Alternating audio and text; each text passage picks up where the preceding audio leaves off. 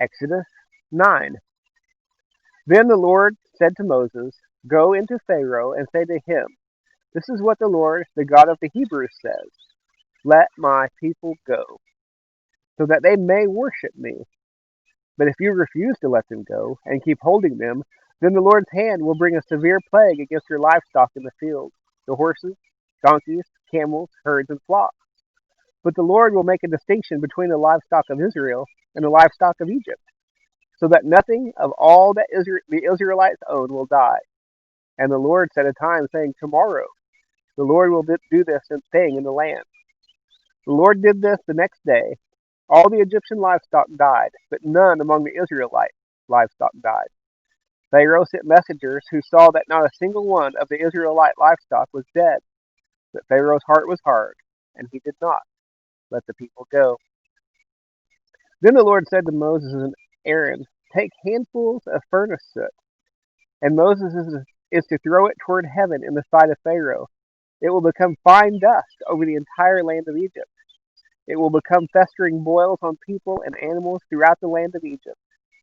So they took furnace soot and stood before Pharaoh. Moses threw it toward heaven, and it became festering boils on people and animals. The magicians could not stand before Moses because of the boils, for the boils were on the magicians as well as on all the Egyptians. But the Lord hardened Pharaoh's heart, and he did not listen to them, as the Lord had told Moses. Then the Lord said to Moses, 'Get up early in the morning and present yourself to Pharaoh. Tell him, "This is what the Lord, the God of the Hebrews, says: Let my people go, so that they may worship me. For this time I am about to send all my plagues against you, your officials, and your people. Then you will know there is no one like me on the whole earth. By now I could have stretched out my hand and struck you and your people with a plague. You would have been obliterated from the earth. However, I have let you live for this purpose, to show you my power and to make my name known on the whole earth.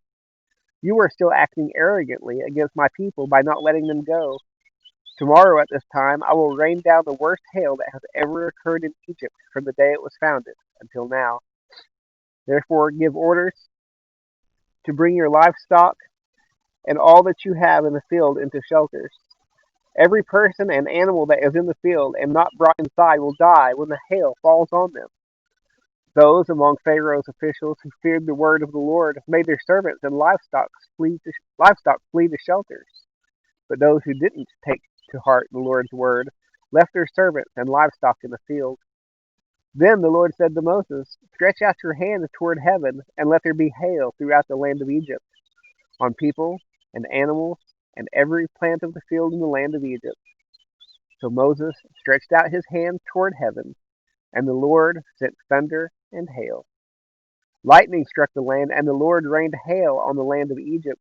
The hail, with lightning flashing through it, was so severe that nothing like it had occurred in the land of Egypt since it had become a nation. Throughout the land of Egypt, the hail struck down everything in the field, both people and animals. The hail beat down every plant of the field and shattered every tree in the field. The only place it didn't hail was in the land of Goshen, where the Israelites were. Pharaoh sent for Moses and Aaron. 'I have sinned this time,' he said to them. 'The Lord is the righteous one, and I and my people are the guilty ones. Make an appeal to the Lord. There has been enough of God's thunder and hail. I will let you go. You don't need to stay any longer.'